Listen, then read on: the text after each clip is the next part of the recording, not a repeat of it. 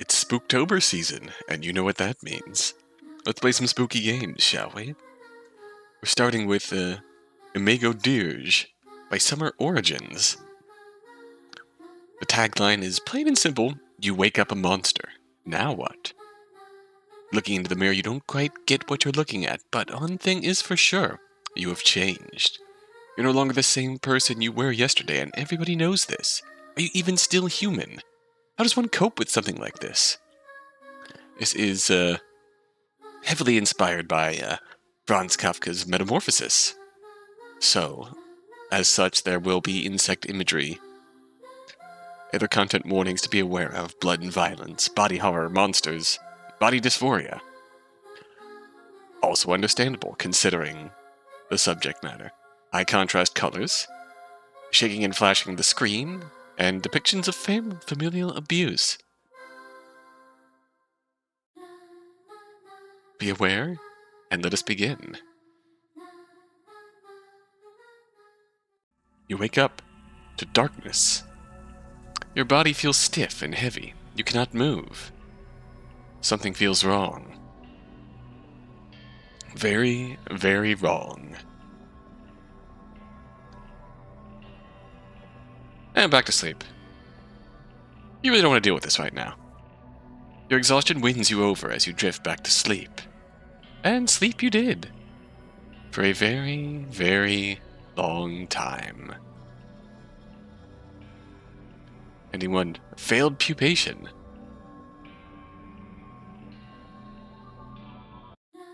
And that was Imago Dirge. Thank you very much for watching. Just kidding. Okay, so let's move our hands. You start small, trying to move your fingers. As you twitch your fingers, you feel them come into contact with something. It's rigid, but thin and paper-like. It breaks with a sickening crack as you forcefully curl your fingers into a fist. You finally feel the air hitting your fingers. The cold morning air against your wet hands, making you shiver. You reached out, broke something, and now your hands are reaching the air. Something definitely did not feel right. It's only then that you realize you couldn't breathe. You try to inhale, but there's only water in your lungs. You panic. Oh, struggle! You force your body to move, each motion followed by a horrendous ripping sound. You panic. Struggle. You struggle. Keep struggling. There's nothing else to do but struggle. Thankfully, your struggles prove to be fruitful. You break free from the mysterious membrane, the air finally filling your lungs. Those first few breaths hurt like hell, but you're breathing, and you're alive. Feel the cold morning air hit your wet body. It's cold. And as your eyes adjust to the light, you see your hands underneath you. Massive red with little pieces of skin hanging onto them. You feel acid rising into your throat. You stumble out of bed clumsily, like a fawn learning to stand for the first time. You drag your body to the bathroom.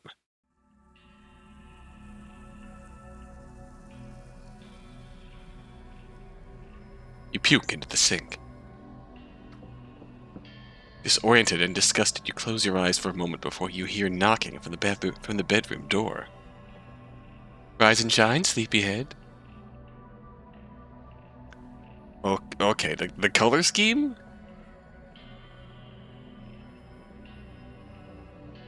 And the color scheme is very high contrast, but the abstract art style makes it work really well. It's your mom, waking you up as she usually does. Hide. Not wanting anyone to see you like this, you scramble toward the bathroom door, slamming it shut and locking it behind you. Oh good, you're awake then. Hurry and get your breakfast, okay? You hear her walking away from your room, and you sigh in relief. You know you can't hide here forever, right? Anyway, now that you're in the bathroom, what do? Let's breathe. Take a second to compose yourself. Now what? Look at the mirror. Your curiosity gets the better of you. You approach the sink once more, this time eyes on the mirror. What looks back at you isn't at all how you remember yourself. You're taller than you remember. Pieces of your old skin cling to you, barely covering the red underneath. Sharp edges and hardened, fleshy masses is all about all you can make out of it. It's like staring at an image that doesn't make anything, but isn't quite abstract. You know you have hands and eyes, and something that looks like a mouth that you can open and close at will. That's about all you can make of it. Ah, gross. Just a glimpse of the mirror makes you feel horribly sick. You wish this was all a bad dream. Why couldn't you just be normal? You already know that this would make your life much harder. Then again, it's not like you had a choice in the matter. Anyway, now that you're in the bathroom, what do? Wallow in misery.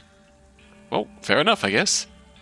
Waking up and realizing you aren't who you thought you were can't be easy.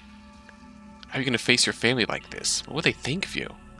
Would they love you still? It's hard to tell, isn't it?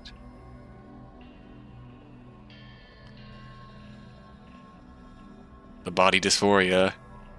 Feelings. Very strong. Still, you can't exactly crawl back into that suffocating pupa now. It's alright, bud. Take your time. Better? Let's get back to it. Anyway, now that you're in the bathroom, what do? Let's get help. Honestly, not much to do here. Maybe it's better if you just went out and asked for help. Knock on your room's door, gaining your family's attention. It is your mother who gets up first and approaches the door. Hey, everything alright? You try your best to explain to her what happened, hoping to prepare them for this.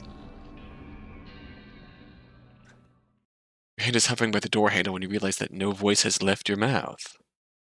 You halt. Instinctively touching your face, only to realize that your mouth can no longer vocalize like it used to. Oh, come on now. You hear the door open. Eyeball. You slam it back shut with all the force in your body, but it's too late. What? What the hell is that? Oh no. What happened? Oh no. No, no, no, no, no, no, no, no. God, what did I do to deserve this? Oh.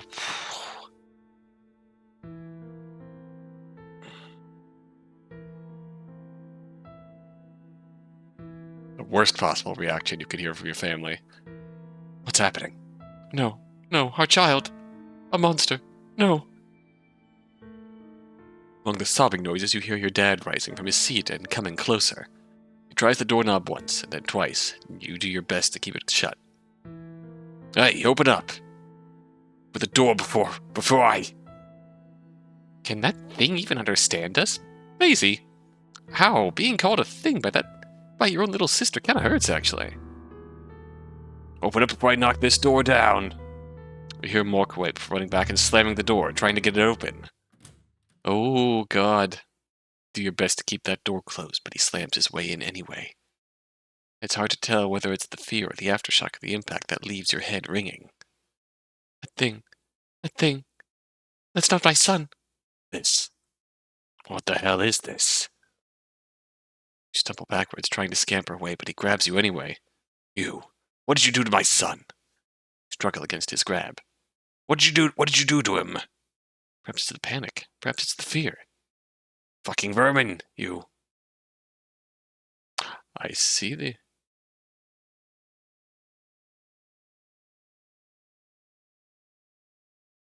You kill him. Piece of shit, you fucking vermin, you. Your newborn hands barely scratch the surface of his skin. I'll kill you. Is that my brother? Surprised at your sister's words, his hands faltered, and you free yourself from his grasp. Take this chance to scamper away and hide under the bed. What do you mean? This is his skin. There's no blood or anything, though, so is that? You watch as your dad touches the piece of skin on your bed. You hear the rustling sound as he takes the last remnants of that human with a sorrow in his eyes and drags himself out of the room. No, my son. My poor, poor son. What happened to him? My son. He's gone. He's really gone. So that really is? He closes the door behind him before the muffled cries start beyond the door. Ah. Cool, cool, cool! Carefully inch closer to the door, hoping to eavesdrop on the conversation. But all you can hear is just incoherent cries. And then finally, quiet. You hear a quiet rustling here and there, unenthusiastic clinks of silverware. Well, back to breakfast! Followed by some awkward mumbling. Then a series of footsteps coming closer and closer. You quickly move away from the door, preparing for the worst. Instead, a hand holding a plate of food appears. Hey, guessing you wouldn't want to eat with us after all that. So I guess I'll just leave this here. Her words trail off awkwardly as she closes the door behind her. You hear quiet shuffling and mumbling from outside the door, the air heavy with tension. Hey, maybe Maisie will come around. Maybe she'll understand. And it's not long until you hear the rattle and click of the front door. Find that you can barely. It is not long until you hear the rattle and click of the front door. Find that you can finally breathe a sigh of relief. Now that you're home alone, what do? Examine the food. Examine the plate of food your sister left behind. Toast with butter and sugar, some fruits, a serving of yogurt and honey. However, you find that the taste isn't quite like you have expected. It all tastes so bland. The yogurt is nice, though, at least. However, you still find it difficult to eat, but you force it down your gullet anyway. Your appetite's just been ruined after all that's happened this morning. Check for injuries. Check yourself for any injuries. Unsurprisingly, your body contains no bruises. Doesn't mean being shoved around like that didn't hurt, though. Physically or emotionally. Looking at your seemingly chitinous skin, wonder if you can get injured at all. Not that you'd like to find out, of course. Oh, obviously, sleep it off. But not much else to do here. Well, actually, leave the room. Well, maybe that is a split point. Do some work, I guess. Are you serious? Work? Right now? You still need to turn in your research paper, I guess. Is there a point to doing this when you're probably not even human anymore? Can you even still attend college like this? Let's, leave the room first. There's not much else to do in this room. Doesn't seem like your family is particularly excited to be around you when you look like this. If you want to leave the room, this is your chance, I guess. Thankfully, your sister has been kind enough to leave the door unlocked. Step out of your room, the morning's events still lingering in your mind. After all, this place no longer feels like home. Oh, wow. Living room. Walk past the kitchen into the series of couches next to it. The sofa, you see the piece of molted skin left behind. Examining closely, it really looks like you. Or it looked like you before all this happened, at least. It's a little disturbing, like seeing yourself in a broken mirror, except you can feel the texture of skin and all that. Its face is peaceful for the most part, if you ignore its torn pieces. What do you feel about seeing yourself like this? Just leave it. God, it's a painful thing. If we leave it, that memory of the boy they raised, that's precisely how Mom and Dad will refer to this. Their memories of the boy they raised, when things have very clearly, again, not changed in their eyes. We'll put it like that. For now, though, just leave it alone. You don't particularly feel anything looking at the dead piece of skin. While you understand why others might cling to your old self, I think it's maddening that they'd hold on to a dead molt rather than learn to understand you, who are here and now. Well, it is what it is, I guess. You'll find a way to live, whether you're human or not. Likewise, your family will need to learn to live with this, too. Leave the molten skin where it was.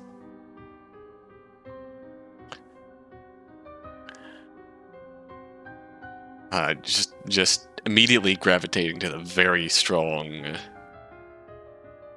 language here, telling the story.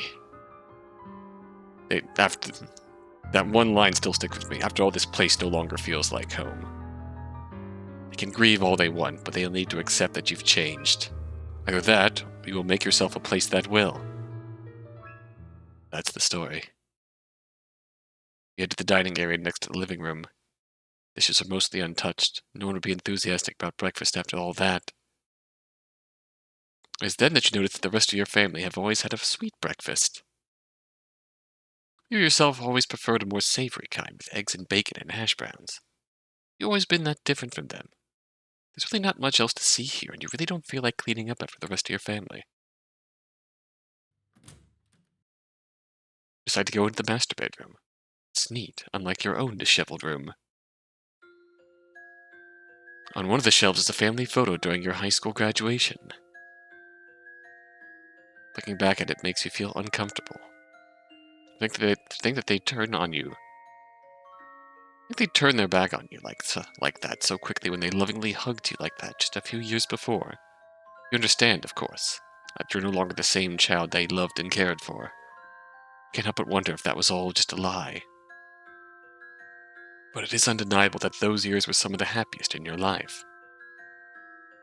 You look at the framed picture in your hands and contemplate taking it. Are you afraid of forgetting yourself? Forgetting that you were once human? You take the framed picture. Don't even want to look at it. Looking at this picture only reminds you of how your family treated you this morning. How easily you relieve their fickle affections. You must laugh at your past naivete. You easily smash the framed picture with your chitinous hands. Oh! Sharp pieces of glass and wood tearing the family within. You leave the pieces where they are, scattered all over. After all, your armored skin won't be hurt by it. This seems very opinionated. I feel like these choices are very much going to affect our final ending. There are 5 endings in total here. And these choices convey a very specific mood.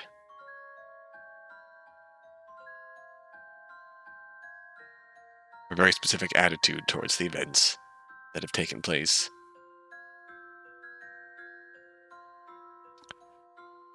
Your sister was the only one really kind enough to bring you breakfast. You wonder how long that would last. She ran out of patience. Was it just an impulsive moment of charity? It's hard to tell how fickle her affection is, but you are still grateful for her help. Go into her room and look around for a little bit. It's tidy. Eerily so. She's always been organized, prim and proper, a straight-A kid through and through. Find a small stack of sticky notes on her desk. Want to write her a note? Sure, I guess. Even if it was a matter of convenience so she doesn't need to see you, you still appreciate her bringing you some food when even your parents won't. You write her a thank you note, I guess. Struggle with the pen, unused to the hard surface of your skin. The clawed fingertips don't help either. Still, you manage to write out a pathetic little thank and stick it to her desk. With nothing else to do, you walk back outside.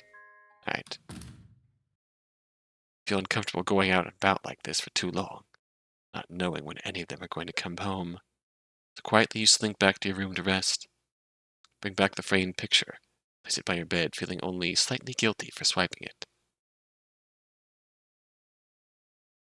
You cannot help but look at it again, once again, feeling of longing returning to you the longer you stare. Either way, you lay on your bed, curled like a fetus. Framed picture? I thought we destroyed that. Exhaustion takes you as you drift into sleep. You're woken up from your nap with several knocks on the door. Groggily, albeit cautiously, you approach the door, opening a small slit. Your sister peeks through. Did you write that note? You nod slowly. You avoid from the door, giving her some space. Reaches for your partially eaten dishes, probably thinking of cleaning it up. Then she peeks in again, staring at you for a few moments, unspeaking. It's hard to tell what she was thinking. You wait nervously for her to do something.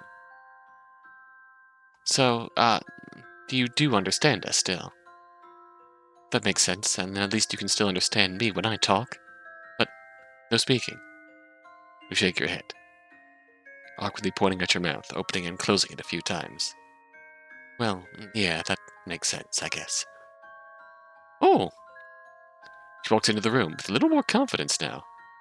Ah, I guess I'm a bit relieved that we can communicate at least. Well, kinda. Do you remember anything? You nod once, briefly wondering if it would be better if you didn't. So do you remember me? Yeah. You nod your head slightly. Okay. So you're really my brother, right?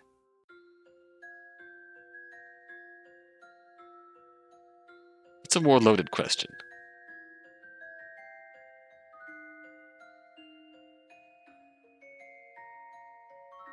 I don't know, actually. Stay quiet for a bit, looking away from her, almost guiltily. Well, you were her brother. It's hard to say whether or not you're still her brother. Are you not? You shrug. Hard to tell, isn't it? There. She looks at you with understanding. Well, that's okay. Seem as confused as we are. At least you're honest about it. Anyway, I did ask if you could help me with my homework yesterday. You're still gonna help with that, right? Huh? Did she ask that? Huh? I don't recall anything like that. She's never asked for your help with homework before. She testing you? Tilt your head at the question. Ah, wait, no. It wasn't you who I asked. Ah, well, that's fine. She smiled at you, a smile that makes you a tad bit uneasy, but you shrug it off. Either way, good to know that you can still, understand us. Not ideal, but we can still communicate by writing, I guess. Not being able to talk sucks ass. Try to talk again. But your mouth is just simply ill-equipped for words. All you make were some noises. Frustrates you quite a bit, considering how talking used to come so naturally. Sure, there's other methods of communication like writing and body language. They're relying on having the other person's full attention on you. Not only you're not easy to look at, but it's also uncomfortable, even for you. Sensing your discomfort, your sister looks at you with worry. This sucks, huh? I mean, we can learn sign language, I guess, but it requires me to actually look at you when we talk. Or you'd have to bring around pen and paper or something, I guess. Inconvenient. You're probably thinking it's inconvenient, right? Your sister, however, seems to have an idea. Well, if you want something auditory, maybe we should learn Morse code. No, actually, isn't there something easier? Wait, I'm sure there is. Let me try to recall. She leaves the room with renewed vigor. Honestly, that could have gone a lot worse. You're surprised at how chill she was about the whole monster thing. Very stark contrast to your parents, but you're glad she doesn't hate you. Now that she's out of the room, you're once again left to your own devices. With the clattering of dishes outside, it seems that your sister is doing the dishes. Usually you'd help her make dinner before your parents got home. But should you? I don't think she'll want me to. I think it's quite okay for you to go out and about just yet. Wouldn't she be uncomfortable with you going out and about like this? Decide against going out and helping her out. Maybe once, or rather, if they get used to seeing you like this. Instead, you choose to stay in your room. You wait around in your room with not much to do. Thankfully, it isn't long before you hear the front door opening, followed by 2 pairs of footsteps. Concurrent mumbling fills the halls outside, as does the clinking of silverware. I wonder if they'd be okay with you eating with them. Probably not after this morning's reaction. Maybe your sister would be okay with it, but probably not your parents. Either way, you wait in your room for something, anything, to happen. Some sort of clarity, I hope, or on where to go from here. Which is granted when you hear footsteps approaching, followed by the creak of the door opening. You see your sister looking away from you, guilt in her eyes. She shakes her head slightly, telling you that your parents didn't want you at the table with them. To be honest, you saw this coming already, but it still genuinely sucks. You shrug, hoping she understands that it isn't her fault. In any case, she drops off your dinner. You eat with some difficulty. A sense of isolation and dread sipping in as you can't help but hear the clinks and mumbles outside. Press your ear to the door again, catching a semblance of their conversation. Oh. He understands us. He probably remembers us, and himself. Isn't this just mean? It's not like he decided to be a monster. We've all lived as a family for so long. That's... Don't you understand? That thing isn't your brother. And that gives you an excuse to lock him up? Cool. You don't understand how a mother feels. Hey now, both of you. So what, are you going to throw him out just like that after treating him like a son for, 20 years now? You going to kick me out the moment I become anything but your ideal child, too? Easy. Going back to my room. Do your own dishes this time. She stomps away, closing her door with a massive slam that scares even you. It's your first time seeing your sister like this, and it's most likely your parents' first time, too. Maisie ally? Maisie ally? What? Well, She's got a point, you know. If we just remind him of how he was before, we can stop the... Oh, Dad, no. Not you two. That thing is our son. We need to wake up. The thing was and never will be our child.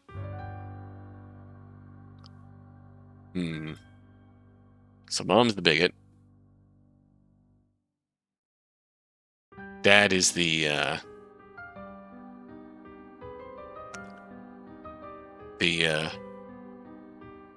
ineffectual non-action harmer. Non-action status quo harmer. I don't have a problem with it, but just not around me. That type, I'm calling it now. You hear Mom walk away from the dining room, followed by the slam of the door. You quietly eat your meal, hoping that nothing else will happen. However, you once again feel footsteps approach, heavier this time. Dad? Waiting for a moment and hearing nothing, you creep closer. Curious, you open the door to look. It's your dad! He sits back in surprise and you close the door in his face in equal surprise. Talk about jump scare. Admittedly, that was a bit rude, but you're not exactly in the mood to talk to him. Boomer jump scare. Besides, he can knock if he wants to talk. He's clearly thinking about it, though. Although, if his comment there was anything to go by, I don't know if I trust him, but nothing happened. How do you feel about this? Both of these reactions are fitting. Disappointed but not surprised. Can't say you're surprised, but it sure still sucks. Shrug it off and plant your face on the bed again. He is a fucking coward, though. He's a fucking coward, though. Shrug it off and plant your face on your bed again. What a day, am I right? Slumber is interrupted with yet another knock on your door. This time, however, it's your sister. Oh. Hey, can I come in? You step away from the door, letting her enter. Probably heard all that, huh? I'm okay. Okay now. I've calmed down, I think. Anyway, I did say I was going to look this up. Oh? He hands you a piece of paper with some scribbles on it. It's tab code. Easier than Morse code, I promise. Well, less memorization at least. You just gotta remember AFLQV. AFLQV. CK? What?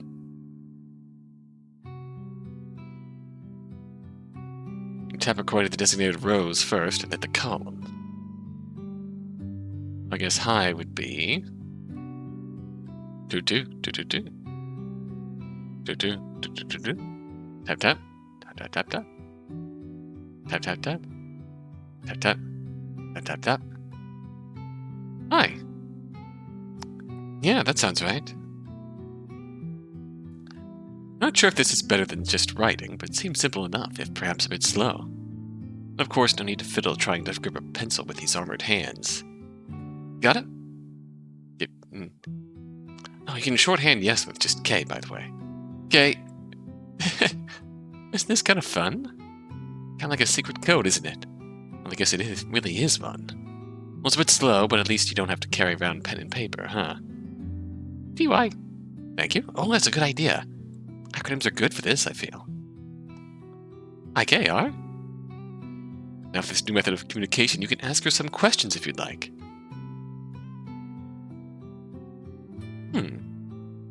Not scared? You okay? Am I okay? I'm fine, I think. What do you mean? Not scary? Thanks for a second. Trying to understand what it is you're asking. Me. Oh, well, it takes some getting used to, but I mean, I'm fine, I guess. It's not like you tried to commit murder or anything. Fair. Besides, it's kind of cool to have my bro turn into an SCP, honestly. Thank God you aren't Keter class, I think. What? I like your style, Maisie. But yeah, never mind that. I'm okay. Can't say the same for Mom and Dad, though. They sure are taking it rough. But Dad seemed to think you can turn back or something. If only. Figured you would have done so if you could. Do our parents know about this? They don't know? About Tap? No, I didn't tell them. I don't think they'd be happy to know that I'm talking to you in the first place. Do you want me to teach them? Might make day-to-day easier. IDK. No. Not yet. IDK. Gotcha. My lips are sealed until you say otherwise. Okay. Thank you. Talk to you later. All good. I'll go back to my room then. See ya. See ya. Oh. She's good. Closes the door carefully behind her. I feel relief wash over you after talking to her. At least you have someone who you can talk to and is chill with, like, the whole monster thing, I guess. Glad you reached out to her, and now both of you have found a way to communicate that's not just writing. Can't imagine what it would be like to have no one by your side. It's almost terrifying to think of. You once again settle in your bed, reflecting on the things that happened today. You woke up a monster this morning, tearing your way out of your own skin. Of course, your family does not react kindly to this change. Perhaps you've seen this coming, or perhaps not. Thankfully, your sister seems to react a bit better than your parents. She even found a way to communicate with you again, despite your current form. At the very least, it makes you feel a little less alone. You stew in these emotions as you stare at the ceiling above you. But no sooner than you start, you let sleep overtake you. Wake to the sound of knocking. Maisie? What? You wake up to see your dad open the door and pushing your sister inside with a bunch of things. Breakfast. Hand you your breakfast. And, I guess I'll leave this here too, I guess? Dad wanted you to have it. Places a bunch of books and photo albums on your bedside. Oh, no. WTF? Dude, I have no idea, okay? He's, like, convinced that you can turn back or something, I guess. I don't know, man. Lol. If only. He sighs, exasperated.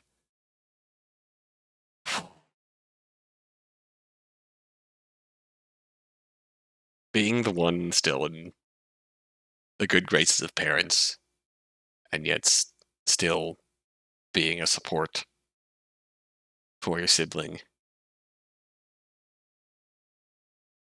That's gotta be stressful as hell in its own right, in her position. She leaves as quickly as she enters, leaving you with all these items. She's gone well out of her way to be there for us. And she still has to deal with her fucking parents and all their confused and harmful buffoonery. Confused and harmful in equal measure. Mother more harmful than confused. Father more confused, but still harmful.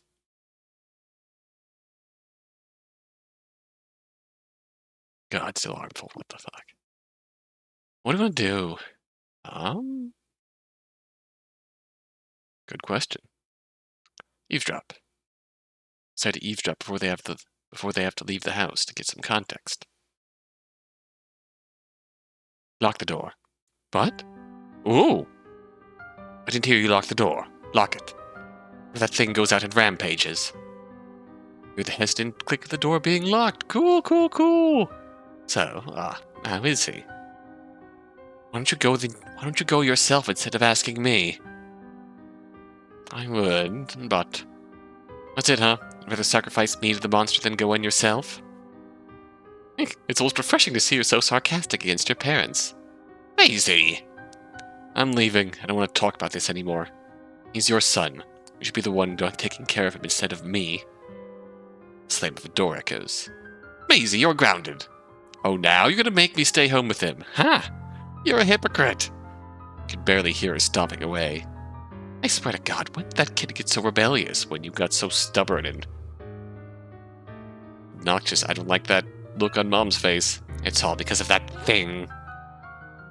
I don't like the look on I don't like the look on Mom's face. You should have killed that thing when you had the chance. What the hell? You've barely done anything else aside of eating and sleeping. What if it could turn back? What if that's really our son? Have you seen that thing? That's not a human. Nothing but a disgusting vermin. Let's just try this first, okay? They quietly leave. You hear the door shutting behind them. Well, what are you gonna do? Eat, I guess, after that. Jesus Christ. Take a look at the food. Some store-bought muffins accompanied by the same yogurt and fruits from yesterday. You're really only enthusiastic about the yogurt. You already know how dry and crumbly those muffins are just by looking. Still, you take a tentative bite of it before polishing off the little package of yogurt. Either way, you place the trash into the little trash can in your room before awkwardly washing the plate in your bathroom sink. Surely it's okay to use hand soap for this. Not like you had much of a choice here. You awkwardly set the clean plate somewhere. Now what? Alright. Curious, your eyes head toward the various items that your sister placed in your room. Photo album and some of your childhood favorite books. And now that they're all out of the house, you have the opportunity to look at the items. Oh boy. The childhood photo album containing photos of when you were a baby, until your graduation a few years ago. Also has photos of your little sister as well as your parents. Ah, little Maisie! Let your curiosity overtake you as you browse through the photos. Photos of you making your sister cry and a bunch of other things from your childhood. There's a photo of your sister crying after you threw plastic bugs at her. Another one you got into a scuffle and ruined her haircut. Oh no, that's mean. And we're getting scolded a hell of a lot after both of these events. Here are school photos with your classmates from your and your sister's yearbooks. You barely remember them, save for a few. They've largely left your life now. So, and although you remember being close to them in your childhood, you cannot but wonder. Were you only friends because you were stuck together all day? Quickly lose contact with them after finishing school. And honestly, you don't really care enough to reach out to them again. You can't but wonder how they are, though. What are the chances that anyone aside from you turned out to be a monster, too? It can't just be you, right? Done looking, you set aside the album. Now what? Alright, what's the books? Look at the books they left you. Funny, most are children's books you haven't touched in ages. Looking at it gives you a small blast from the past. Looking back, there was a point when you stopped sharing your life with your family. I was surprised that they only have stuff from when you were still a little kid. I wonder when this started happening. It's also quite telling of how they see you. As no more than a little kid still. Did your dad think this is all you're into? Go through the books anyway, reading through them quick, and you realize. While they're good books, they don't bring you the same joys as when you were a child. It's obvious to see that you've outgrown them. Either way, they do provide a little entertainment while you're locked up in here for the day. You gladly look over the books. They still bring you a measure of joy. You can't help but feel sad that they're only here in your hands because your dad wants to return you to how you were. Like it's just a thing that can be turned off and put back in the box. No, this is happening. Almost think that you might appreciate them more if not for the pressure to return to how you were. To a time when you were, normal. Good and normal kid. good and normal kid in the eyes of society. If only things were still that easy. Children's books can only distract you for so long. Set them aside once you're done looking through them. Now what? You're done looking. You vaguely understand that he's doing this because he's hoping for you to turn back human or whatever. But you already know the futility of it. Look at these items and feeling only the vague feelings that these were important moments to you before. But now they're nothing more than cute little piles of trash. Oh well, you hope they'll take it back later. If anything, you pity him for trying so hard for something impossible. Some part of you longs to go back to how things were. That's just not possible. You set them aside. Locked in your room, not much else to do, you simply idle about in your room. Sure, you have plenty of unfinished business, but none of that really matters now, does it? No one to talk to, nothing to do, and nowhere else to go. Isn't so wild to think about running away, right? Still, you take one last cursory look around the room. There's nothing left for you. You look toward the window. You open the window by your bed. The fenced backyard barely merging into the woods just beyond. The freshness of the air beckoning you to leave your little gilded cage. Take a tentative step out, your feet touching the ground outside with a generous thud. The fence is a bit high to climb, but it isn't difficult for you to claws to dig into them. Tumble outside clumsily, for a second worried that someone's seen you. The lushness of the forest and the feel of fresh air on your skin washes away your worries. The grass of the ground or the crunching of leaves all feels so good. Adrenaline rushes in your blood, the twigs and wind bouncing off of your hardened skin. When was the last time you felt this free? Claws, your armored skin, and your heart all long to be out here. Take your time there in the forest and watch the darkness settle as the sun sinks back into the horizon. As the darkness hits, fear starts to seep in. The forest is wild and unfamiliar. You know no one and nothing out here.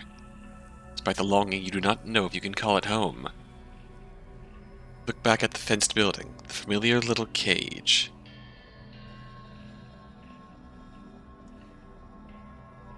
It is then that you realize that you have nowhere to go but home. Carefully climb the backyard fence. Was hoping to creep back inside unnoticed, but of course things are never that easy. What do you think you're doing, you crazy monster? Oh shit, what if the neighbors saw him? Get evicted for sure. Do you realize what you just did? Are you insane, going out like that? See what I told you, you can't reason with this thing. It was useless after all. You stupid piece of shit. Not leaving this place, you parasite. Do you even realize what you just did? Don't you realize that we're protecting you by letting you stay here? Why can't you just be grateful? You should even be surprised you're no better than an animal after all.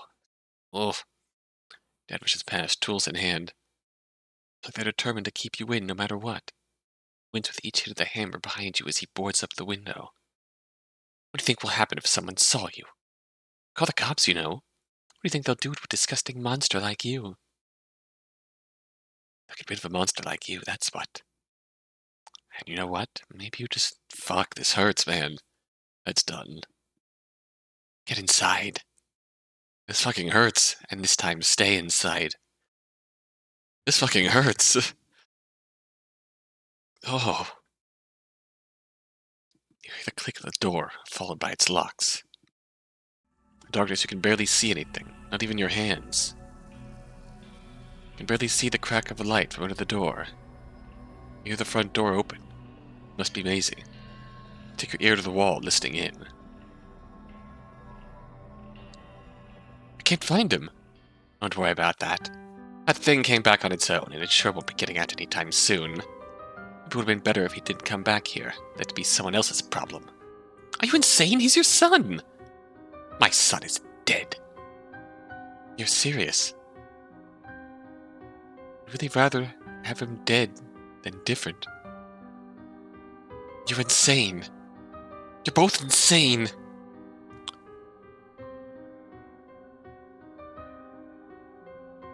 Dad, why didn't you stop her? Even wanted to try and reconnect with... It's no use at all. That thing is just... You're both shit parents, you know that. Preach, girl! Do you even know how it is to raise kids? Oh, so your idea of raising kids is to lock them inside when the unexpected changes happen? You're fucking insane! Watch your mouth! Make me, bitch. You!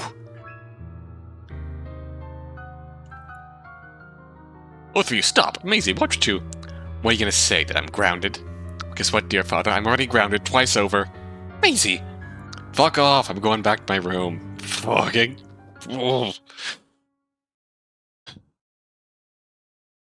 His words were followed by loud stomps and topped off with a massively satisfying slam of the door. A silence falls through the entire house before tired sighs were heard. Sit in the darkness, ruminating your options. Wait until you hear your parents enter their rooms and as you think about your options. The logical thing to do in this case is to run away, right? Considering how this escalated, you aren't sure if it'd be wise to leave your sister in a place like this. But it's not like she could stay with you, either. You feel your way around the room, finding your way to the wall adjacent to her room. Make a gentle rhythmic tap, hoping to get her attention. Thankfully, she seems to notice and taps back. You okay? IDK. Why return? Why indeed? Part of you already knew that you outgrown this place. No space for you here. The home you know and love is long gone. IDK. Go. Is she telling you to escape? Where? Annie. Wait for her to say something else, but nothing comes. House creaks and groans in the night as you tentatively tap the wall. Alright. That's it then.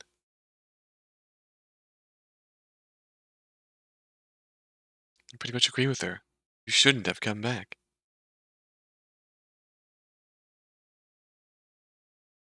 But you're also a little glad you did. At least you get to tell her. Perhaps hearing her tell you to get out of here gives you the confidence you needed to leave for good. Think of your options to escape. Probably tear out the planks from your boarded-up window, but that'd make a lot of noise. A small ventilation window in the bathroom that you might fit through. You could probably also break the door, but that'd definitely get your parents' attention. Asking Maisie to unlock it is another option, and definitely the least noisy. Then where would you go from here? What did you need to bring? Clothes, ID cards, some money too, I guess? Aren't you glad you took that part-time job last semester? Some documents like your birth certificate are outside. You may need to leave without them. Can you rent your own place like this? Well, it's worth a try anyway. I reckon even being out in the wild might be better than staying here. Collect what little thing you could carry with you. You hear the subtle click of the door. Maisie! Mr. peeks in and gives a slight nod. It was easier than you expected. Peek out, looking around. The house is dark and empty. No noise from your parents. Granted, it's a little late. Mr. throws you a small bag before opening the front door. Peek into the bag. It has the documents you're missing. Oh.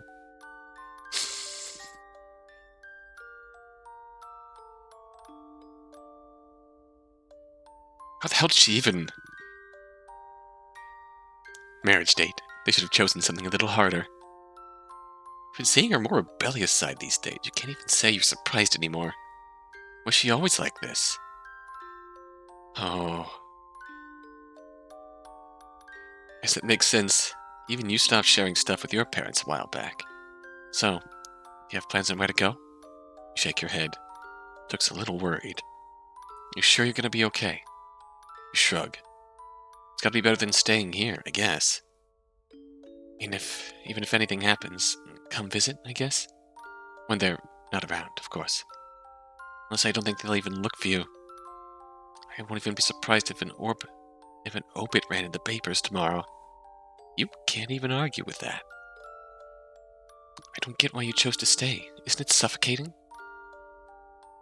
I can't wait to graduate so I can get my own space and get out of here.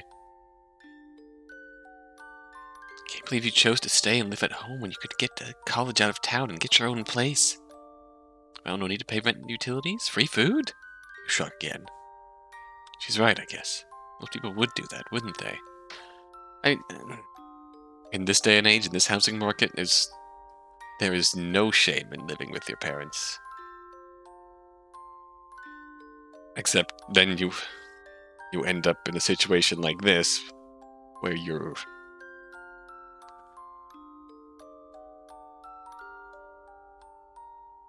end up in a situation like this, in which case, where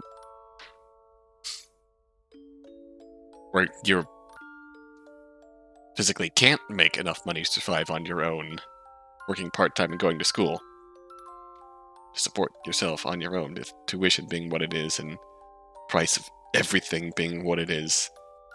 Physically can't. That's why you can't shame people for living at home. And God,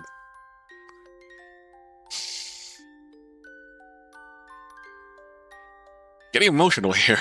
God damn it. Most people would do that, wouldn't they? If they can, at least.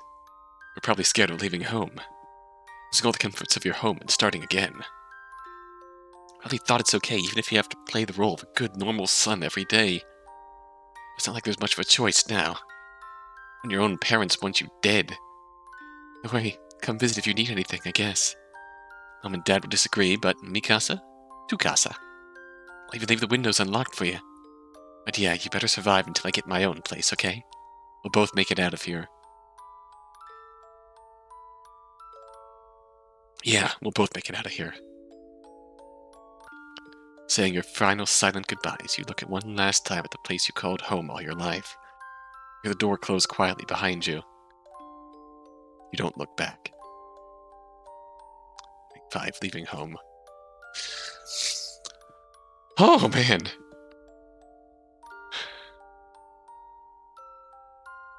Oh.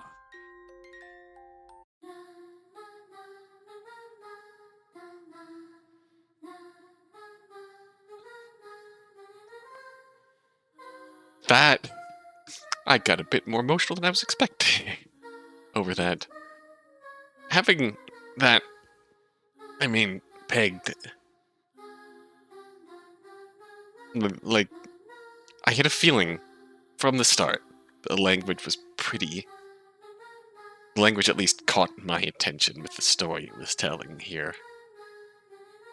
But as things went on, this is pretty much confirmed. This is a coming out story, and it gone badly.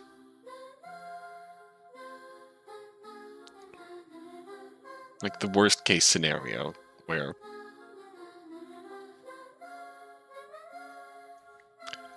you're living with your parents in a situation where it's not always tenable to get out and find and keep a place of your own and work and go to school, get by, make enough to support yourself, house, apartment, transportation, food, related expenses of living on your own, while going to class and working wherever you can in that time. It's not always tenable, so no wonder our protagonist chose to live with her parents. And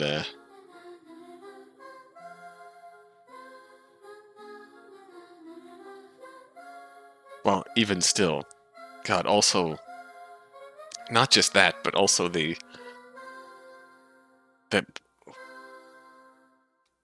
how easy it is, how easy it is for parents to get stuck in their ways first and foremost, because just even the cowardly dad.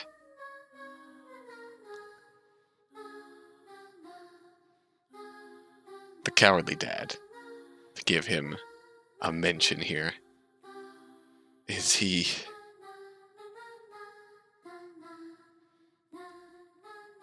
idealizes this past version of you the memories of growing up, of raising you,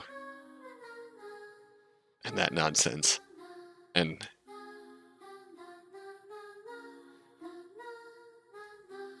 the books, the discussion around the books really stand out as far as how difficult it can be communicating with your parents sometimes when they're not open to listening.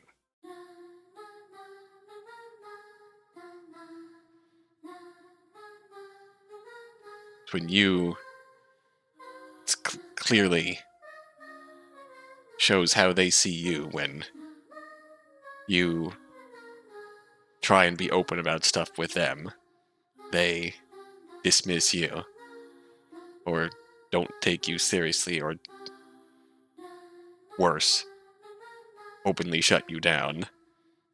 There's very much a point where it will naturally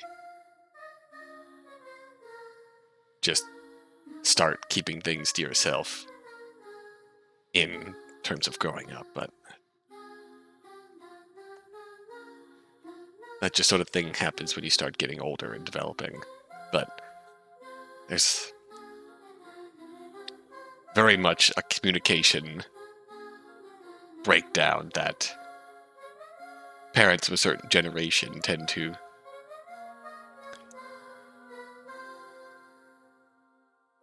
be like, that just encourages their kids to start keeping things to themselves more and more. Like, I'm sure you've had something that you really enjoy or really enjoyed growing up that, whether intentionally or not, you don't discuss with your parents because either they don't understand it, they'll react and think it's dumb, which makes you feel worse for ever having liked it. It just drains all energy for liking this thing because you brought it up to them and they didn't have near the same energy that you have to even acknowledge it. It's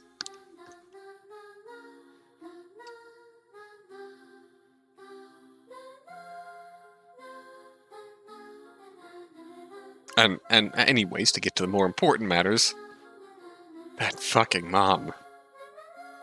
The dad's a fucking coward in his own right. Can't stand up for his kid, who he supposedly loves. Can't stand up for his kid, who he supposedly loves. No, he's the peacekeeper who inadvertently is just gonna push everyone away on account of keeping the peace with his fucking hateful wife.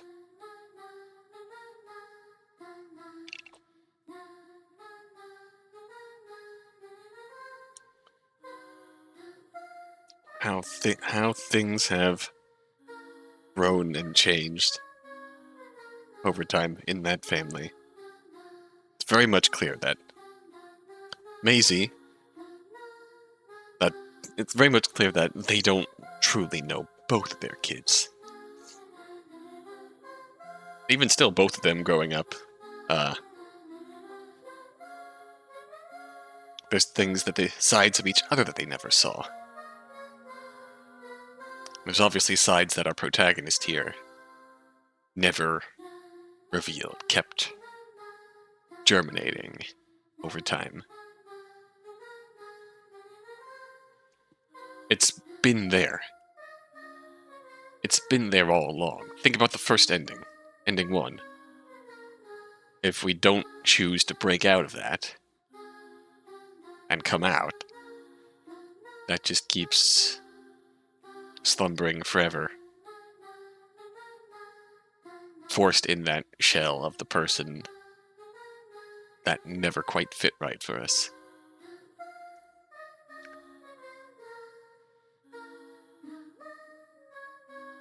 And when he did finally break out and tried to understand what was happening. It just...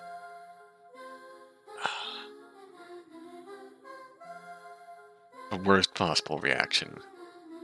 That's not my son. My son is dead. And it hurt to hear, understanding the context of... It very much is a story of the eldest child of a family waking up and becoming a bug creature.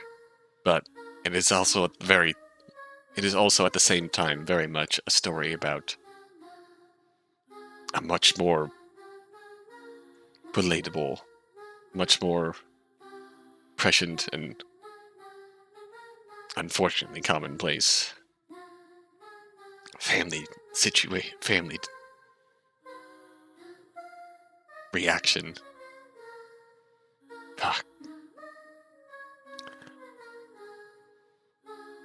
That,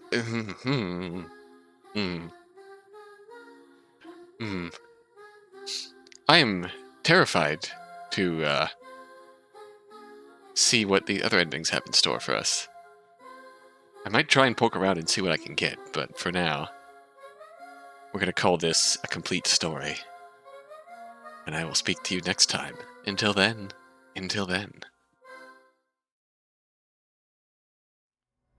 Let's see what happens here. Open your eyes. Whoa! Open your eyes. You see flecks of light in an ocean of red and nothing more. Alright, now we can move our hands and... Huh.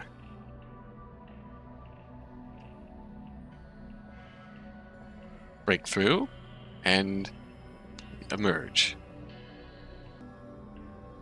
If we fail to breathe, the implication is pretty clear, but still something horrible to wake up to. Exhaustion wins over you as you drift back to sleep. And sleep you did. Very, very long time. Is this just ending one again? Yep. Alright, fair. I don't think it will change if we get help right away, but... Desperate help, you scramble for the door. They walk towards the door, all the while trying to tell her what had happened. Okay. And we immediately jump to this. And she sees us. And panics. And things get bad. I want to go back to how it was. Looking at it fills you with a deep longing. Only you were still normal. You were still human. Feel regret having taken your family's affections for granted. Why couldn't you just live as a normal and happy family? As a normal and happy child? Did you transform into this hideous creature? Oh, I hate this feeling. And onto this piece of you, wishing you could crawl back into it. If you could, your family already knows that you aren't one of them. Still, one can only hope. We're onto the piece of skin, holding it gently as to not ruin it any more than you have.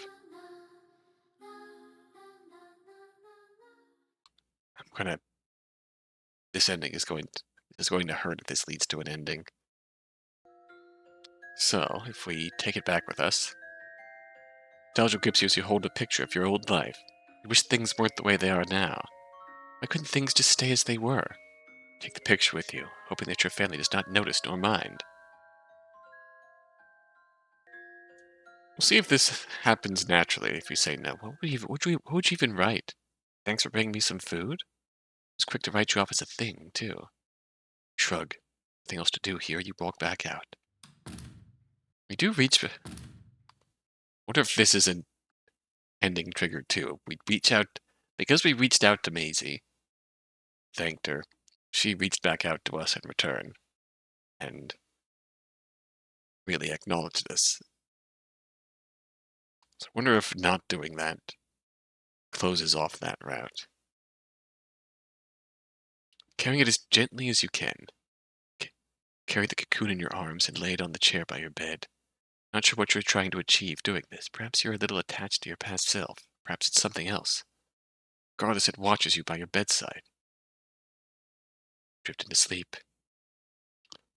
Oh, hey, that was quick. You awakened to the sound of the door opening. Watch as a youthful hand peeks through the slit in the door, picking up the leftover food that she left you this early this morning. Get out of the bed. The rustling sound informs her of your presence. She holds for a moment. Peeks in after hearing nothing else for a few seconds. Throws a glance at your cocoon on your chair next to you for a second, but doesn't say anything. You decide, do? Okay. So it's not necessarily... Wave. You awkwardly wave at her? She awkwardly waves back. So, do you understand us still? There is theoretically a path where, we can still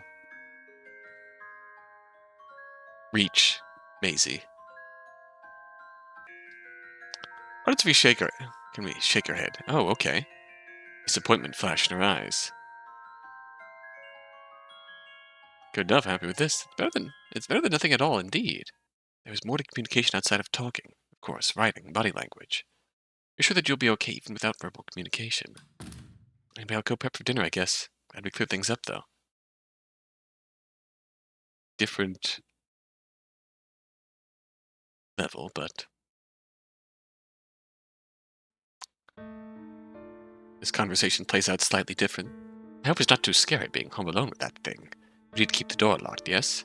Fine, nothing happened. Is that really my brother, though? It's not your brother. No, of course not. Yeah, we don't even know if it can understand us or not. It really doesn't feel like him anymore.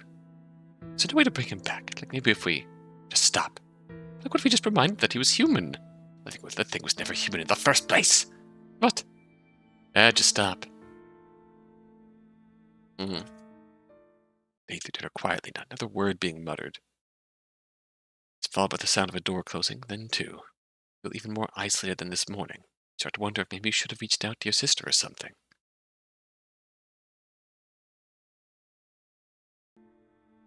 Let's give him the reaction he deserves. What a cowardly father. He doesn't even have the guts to face you anymore. Is it disgust? Is it guilt? Or something else?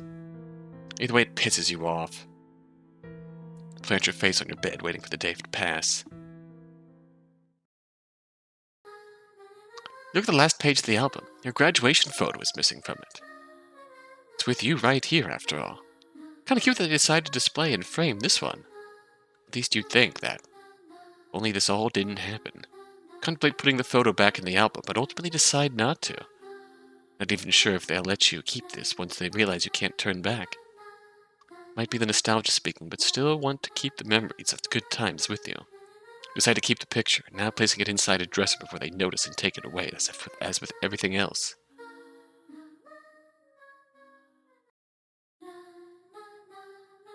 Look at the pieces of skin resting on the armchair near your bed. Doesn't look much like you anymore. In fact, it barely looks like anything anymore. Almost can't believe that it used to be human, that it used to be part of you. Is it time to let it go? Oh dear.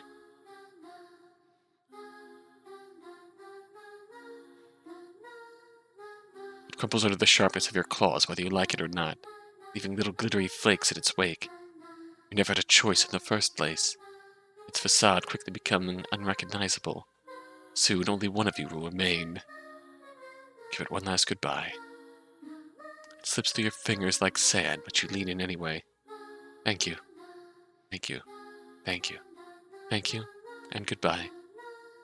Last remnants of that facade is nothing but pile of white. You open the windows and let it scatter. Look as they fly freely, the winds and freshness of the air just beckoning you to leave your gilded little cage. Oh, and we run.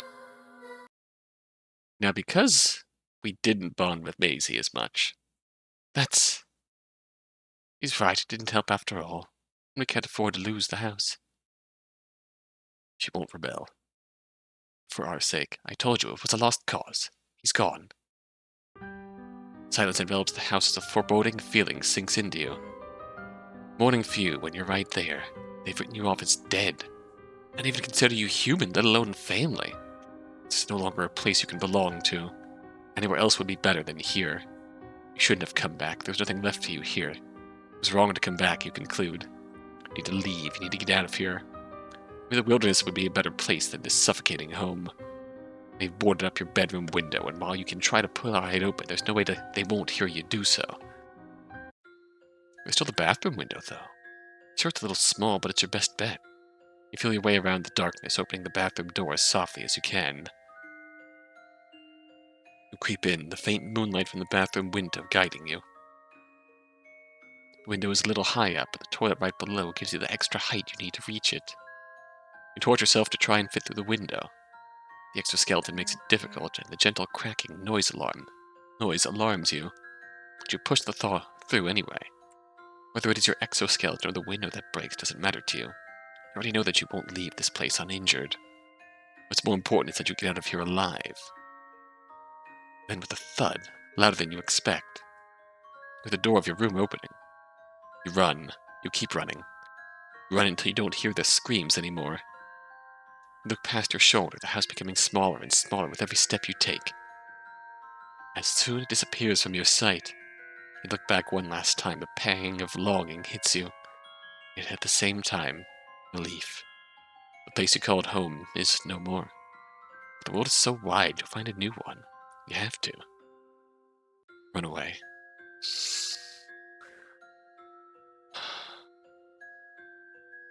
It still hurts, but we're out.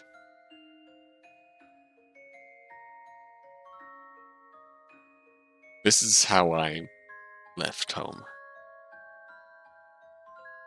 Right after graduating high school.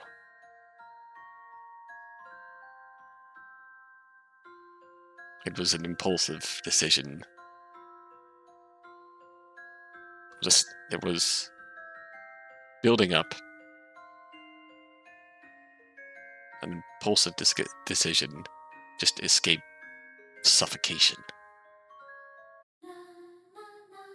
Sort of thing where you don't necessarily get a chance to think about it, to bring with you whatever you can, to prepare, bring all the documents you need. You just want out. And then you go. Well, let's see. Let's hide. Caught by surprise, you quickly hide under your blanket. Oh, shit. Sorry, I'm just here to grab your plate. She leaves quickly, as quickly as she appeared. Does he even still understand what I'm saying?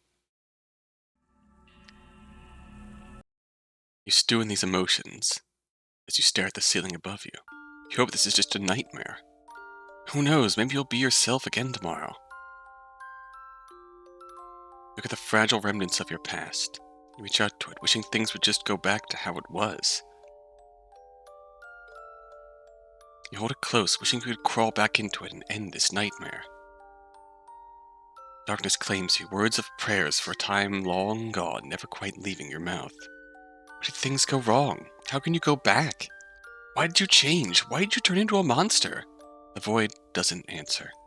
I want to go back. I want to go back. You pray fervently, but there is no reply. Once again, you wake up to darkness. Red dragonflies. The red dragonfly in this case being a symbol of transformation. I believe. Reading up on it a little bit. Transformation, good and bad omens, life and death. Transformation, change, shedding illusions, reaching a new understanding of the world.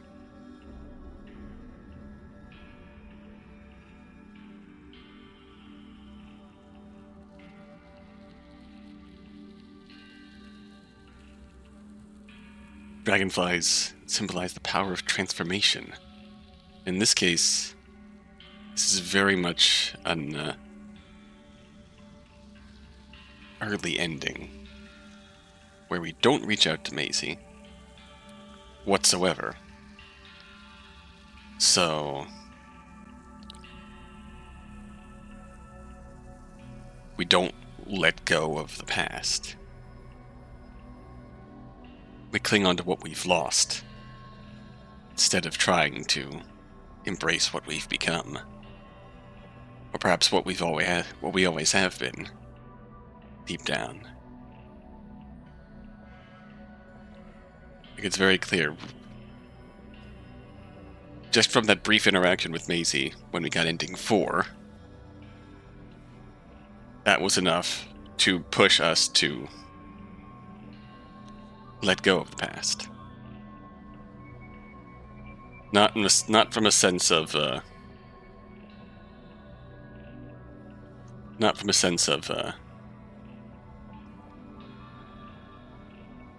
being ready to move forward, but from a sense of accepting that we can't go back.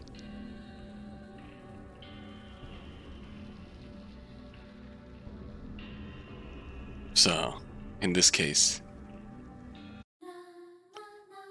yeah, we have changed. Our place in life has changed. We took that step that we can't come back from anymore.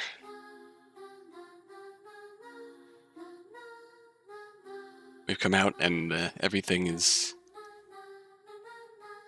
forever changed. Our perception of our family.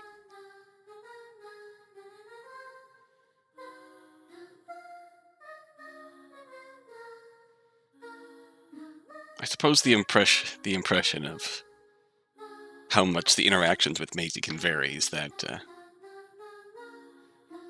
she is most willing to try.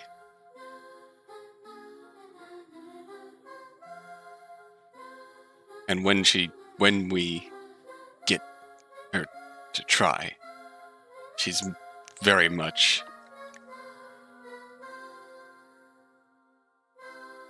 like amongst our 3 family members here. If anything, Maisie is the one who cares about us the most. There is a certain camaraderie growing up in a household like this.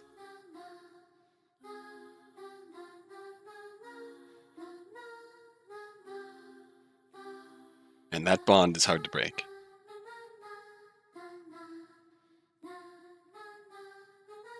Even when she didn't understand, she was most open to trying to. And when she tried and realized that it's still her sibling, it's still the sibling she knows and loves,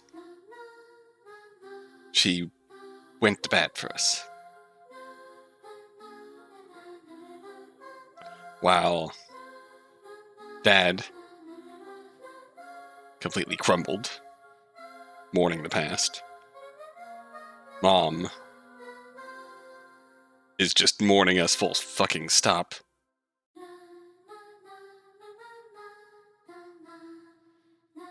Maisie's confused, but is more than willing to accept us as the sibling she knows and loves, no matter what changes. There's one more ending to go. We got ending 4, where we don't fully bond with Maisie and we leave. Ending 5 is the true ending, in my view. We bond with Maisie. Maisie helps us leave, gives us the best chance to land on our feet. Is more than ready to get the fuck out of there herself, and whatever happens, we still have that bond with her. We still have that support. In the end, fuck, I'm getting emotional again just thinking about that ending. God damn it. One more ending. Let's tinker some more. Here's a particularly sinister interaction that can play out. She walks in the room with a little more confidence now. She's trying to reach out. There's a very interesting distinction here, how we get our parents' first reaction, and they're always depicted as shadows. They're not the family we know anymore. That's not our home anymore. Maisie's still Maisie. I guess we're a bit relieved we can communicate at least. Well, kinda. Do you remember anything? You nod once, briefly wondering if it would be better if you didn't. So, do you remember me? Yeah. You nod your head slightly. Okay. So you're really my brother, right? Let's nod this time. You nod once again. Is she suspicious of you? Granted, you look nothing like you used to, but still. You notice, when we answer honestly, that's what won her over. So anyway, and this is the key thing here. She threw this in there purposely to see if we actually remembered that, hence this choice. If we nod here, why not? Just reading through her essay, right? She squints her eyes, scrutinizing you. And then she quickly leaves the room as if escaping from a beast. Did you say the wrong thing? Ooh, let's see if this changes her appearances later on. Okay, so it doesn't actually change her view in the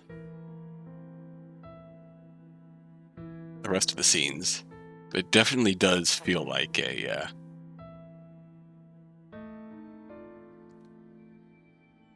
that was an intentional choice to say that she is now looking at, with this choice, she is now looking at you the same way your parents are looking at you.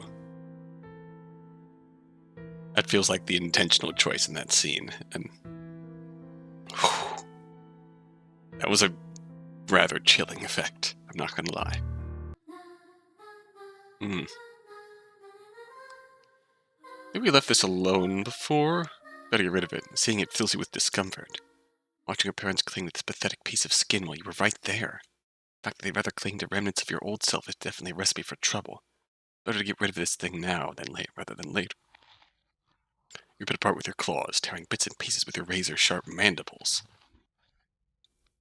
And soon there is nothing left of what you once were. Paper-thin facade of your old self giving under your new, monstrous body. It almost feels cathartic. But what's the point of hanging on to something you obviously aren't? What's the point of holding on to the fickle affection of those who turn against you at the drop of a hat? Maybe it isn't so bad after all, being a monster. Go here.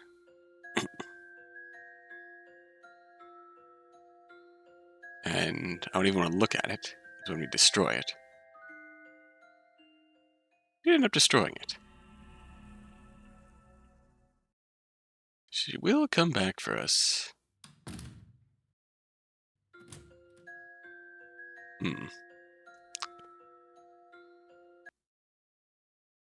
I'm curious about one thing, though. We'll just do this once to see what happens. Peek out, the sound of the door obscured by the sound of running water. You knock on the door, getting your sister's attention. Do you need something? Point at the kitchen counter, and she follows your gaze. You want to help with dinner? You nod slightly. Well, sure, I guess. I don't see anything wrong with that. I'd really appreciate if you could help peel and cut the potatoes while I finish washing dishes for now. Is that okay? You nod again, making your way to the kitchen counters. A bit hard to grip things with your chitinous skin, this knife included. It feels weird that your flesh no longer adjusts its shape according to the things you grip, quite the same as your human body did. I guess being humans being soft has their advantages. The knife threatens to slip out of your hand many times, but you try your best. You okay there? Shoot her a quick thumbs up before resuming your struggles. Nervousness, you strengthen your grip on the knife, but the force only causes it to slip from your hands, falling with a clatter. Whoa, that was scary. You okay? Look at her for a second before bending down to pick up the knife. Cautiously this time. I didn't realize that you'd have a difficult time grabbing things. Why don't you handle the dishes instead? Sorry for making you go through all that. I'm glad none of us got hurt. That could have gone badly. You sigh apologetically and do your best with the dishes. Your claws make an awful scratching noise against the plates. Oh god, that noise! That's okay, just stop. I can't anymore. It's fine, I'll handle this for now. Just go rest, okay? Kitchens and you are not a good mix right now. You slump apologetically and make your way back into your room. Hey, it's a nice thought. So if we don't pay it, this is our one chance to eavesdrop on the conversation. Muffins, do. Again, you soon hear the click of your bedroom door being locked. Probably your mom. You're not even surprised anymore. Quickly followed by some incoherent mumblings, followed by the slam of the door. Can't be bothered to listen in. You already know the gist of things after all. It's always going to be some argument about you, which is funny because you're literally just here, chilling. Either way, yep. You woke up a monster this morning, tearing your way out of your own skin. You don't hate this as much as you'd thought, honestly, but it's still one hell of a thing to wake up to. Of course, they don't react kindly to this change. It's kind of cool, actually. Okay, but looking at yourself again, you can't but think this is kind of cool, actually. Maybe it was some fascination with the macabre, but you found yourself almost interesting. Like, sure, it's cool in a fucked up way, but but still cool. Until you doubt anyone else will agree with you. Alright, get help. And yeah, that goes about as badly as can be expected. Let's see what happens if we try and help for dinner when we get the bad result. You peek out of the door, the sound of the door opening obscured by the sound of running water. You wait for a moment, waiting for her to notice, but she doesn't seem to notice. You walk closer and closer. She jumps in surprise when you poke her shoulder, dropping the spoon in her hands. You two jump in surprise, knocking over a few glasses and eating utensils that were sitting on the counter. They shatter on impact. What are you doing? Just stop. Just go back to your room and wait. Making this harder for me. Just go. Flinch at her scolding and back away slowly, looking at her apologetically. She instead turns away from you and groans.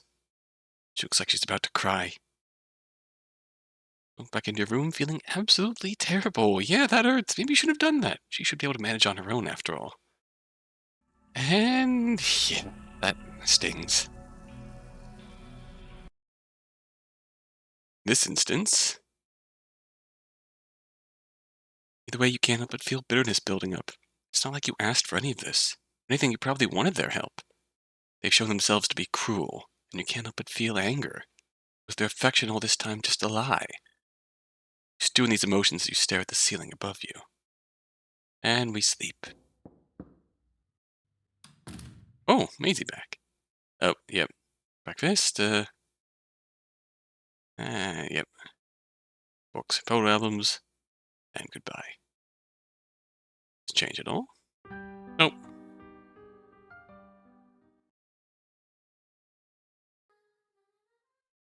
Interestingly, this path, we get this option. Getting rid of these. If you think we're on the right track here. The more you look at these items, the more they piss you off. In this case, we have not bonded with Maisie. We've in fact achieved bad relations in that department. And we've shown complete bitterness and discomfort towards the person we once were.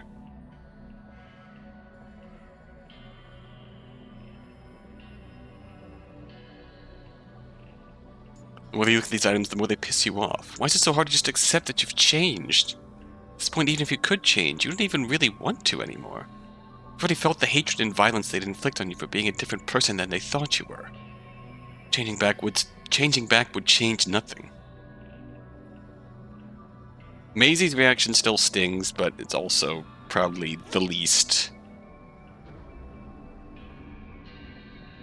I don't want to say the most understandable, because she tried to reach out and make sure, and she tried to reach out, and you didn't catch it, and so her reaction was, this isn't really my brother anymore, is it? Her reaction is doubt. She tried to reach out, didn't get the answer she was looking for, and thus,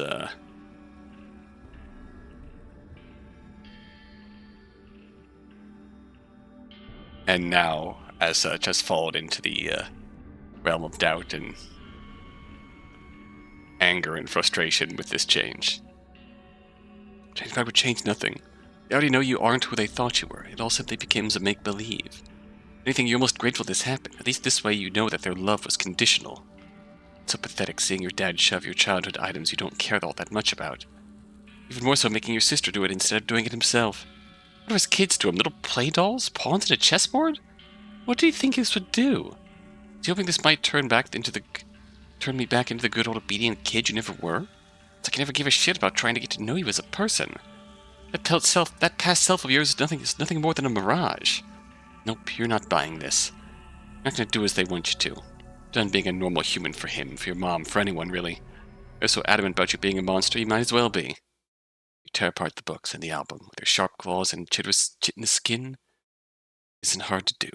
Melt under the force of your hands so easily. Perhaps if you destroy all of it, they'll stop thinking about who you were and look at you instead. Whether they like it or not, this is who you are now. Plenty of unfinished business, but none of that really matters now, doesn't it?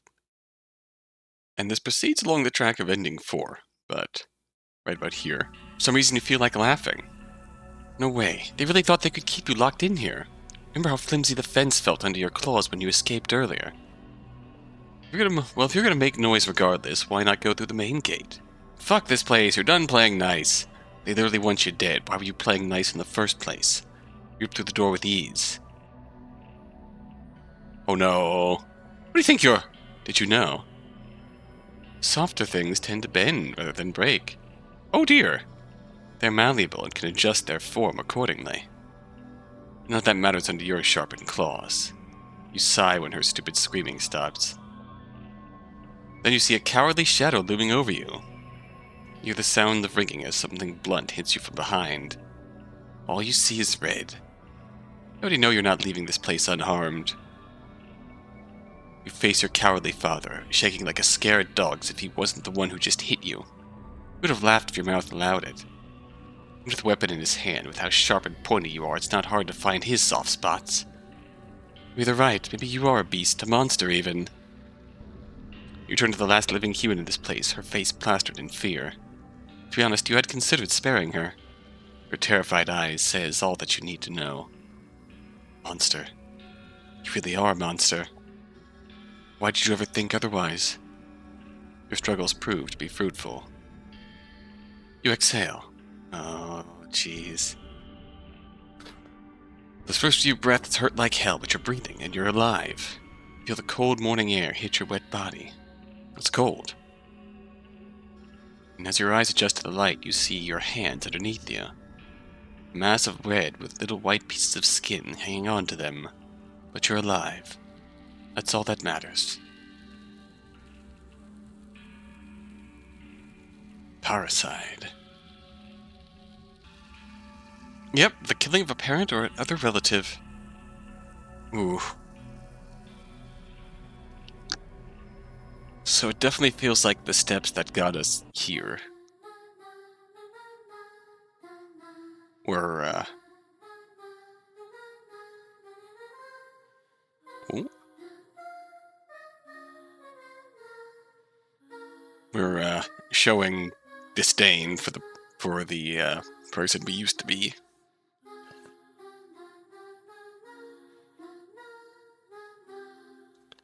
And getting the bad outcome of Maisie's interaction, where we leave her with doubt and fear. I don't know if trying to help her with the dishes after that only makes things worse, but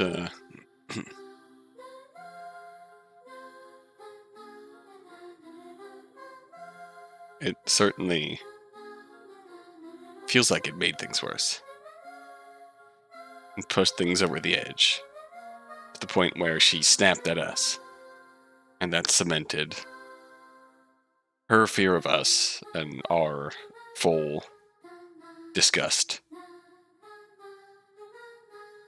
towards her. So all the family is dead to us. Now all the family is literally dead.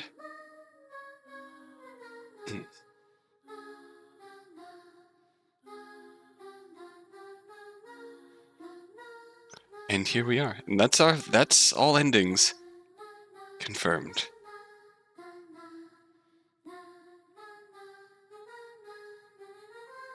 And man, that was...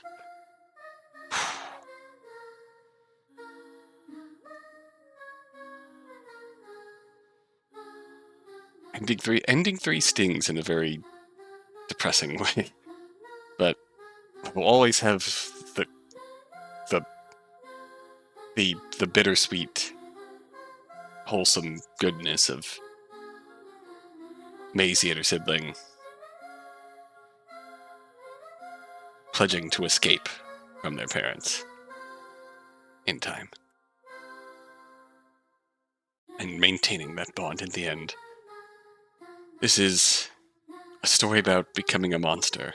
It's also a story about so much more. I think I've said everything I did after getting the ending 5 first. So, we will sign off from here. This is the rest of the endings. Until next time then, I thank you for watching.